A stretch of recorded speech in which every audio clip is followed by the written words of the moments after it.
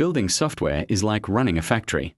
You want every product tested, packaged, and shipped quickly. That's what CI/CD pipelines do for code. CI stands for continuous integration.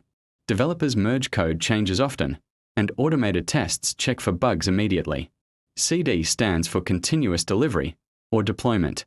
Once code passes tests, it's automatically packaged and delivered to production, sometimes even deployed live. Here's the pipeline. First, developers commit code. Then it's built and tested automatically. If everything passes, the pipeline deploys it to staging or production. Finally, monitoring tools track performance and errors. CI/CD makes releases faster, safer, and more consistent.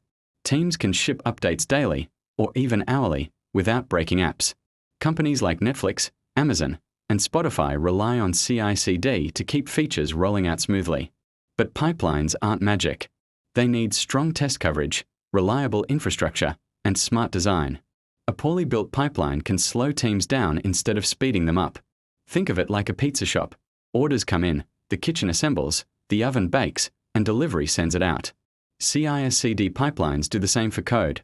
Commit, build, test, deploy, deliver.